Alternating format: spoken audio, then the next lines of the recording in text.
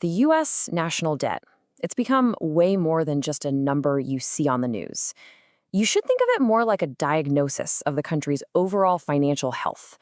So in this explainer, we're going to unpack that diagnosis, everything from the staggering scale of the problem to the potential treatments on the table. Okay, let's just get right to it. The headline number. As of late 2025, the U.S. national debt has blown past an absolutely mind-boggling milestone, $38 trillion. And here's the crazy part. That number isn't just sitting there, it's climbing. Based on recent figures, it's going up by about $70,000 every single second. That's one of the fastest we've ever seen the debt grow during peacetime in all of American history. It's so easy for a number that huge to just feel, well, abstract, right? It's hard to wrap your head around. But what does a number this big actually mean for the economy, for the country, and honestly, for the whole world? Let's break down the real-world consequences. All right, so first things first. Let's just try to get a handle on the sheer scale of this problem. This slide right here really helps put that $38 trillion figure into perspective. Our total national debt is now roughly equal to the entire economic output, the GDP, of the United States in a full year. So in other words, the country basically owes as much as it produces. And you know, the trajectory is maybe even more concerning. Think about this. Just 20 years ago, back in 2005, the debt was a pretty manageable 36% of GDP. Today, we're sitting at around 100%. And if we just stay on the exact path we're on now, the nonpartisan Congressional Budget Office projects it'll hit a staggering 156% by 2055. That is a level far beyond what we saw even at the peak of World War II. And hey, don't just take my word for it. The U.S. Government Accountability Office, which is a nonpartisan watchdog, puts it about as bluntly as you can. The federal government is on an unsustainable long-term fiscal path. So, if the debt is the diagnosis, what's the first major symptom? Well, it's this ticking time bomb of interest payments. Get this. In fiscal year 2024 alone, the cost to simply service the existing debt, and we're not talking about paying it down, just paying the interest, was nearly $900 billion. And to put that number into context for you, in 2024, the U.S. government spent more on interest payments than it did on the entire national defense budget, more than it spent on Medicare. In fact, after Social Security, interest on the debt has become one of the largest single expenses in the whole federal budget. And this is where things get really risky. It creates the danger of what's known as a debt spiral.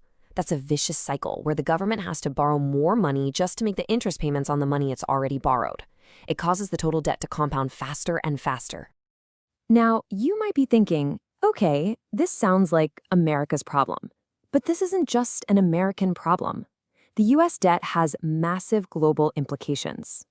To understand why, you have to look at the U.S. dollar. It is the world's primary reserve currency by a long shot. Nearly 60% of all foreign exchange reserves held by central banks all over the globe are in U.S. dollars. The next closest, the euro, is way down at just 20%. This gives the U.S. what's famously called an exorbitant privilege, which is the ability to borrow cheaply in our own currency. But it's also a structural vulnerability. America completely depends on the world's confidence in the dollar, and that dominance has actually been slowly eroding. It's down from 70% of reserves back in the year 2000 to about 58% today. So who exactly is financing America's debt? Well, foreign governments and investors are some of our biggest creditors. They hold roughly 1/3 of all marketable U.S. debt, which totals around $9 trillion. This means the rest of the world has a massive financial stake in America's fiscal health. So this brings us to the prognosis. If this trajectory keeps going, what is the risk of an actual crisis? Are we approaching some kind of tipping point? Well, we're already seeing some pretty serious warning signs. Confidence from the world's top credit rating agencies has been on the decline. S&P downgraded the U.S. back in 2011, Fitch followed suit in 2023, and then Moody's in 2025. This isn't a fluke, it's a clear pattern of fiscal deterioration. Okay, so what would a crisis even mean for a country that can literally print its own money? It probably wouldn't be an outright default, like we sometimes see in smaller economies. It would look like something different. A more plausible crisis would be what's called a market revolt, where investors suddenly start dumping U.S. bonds. If that happened, interest rates would spike for everyone, on mortgages, car loans, business loans, you name it. It could trigger a sharp fall in the dollar's value and trap the Federal Reserve in a terrible no-win policy dilemma.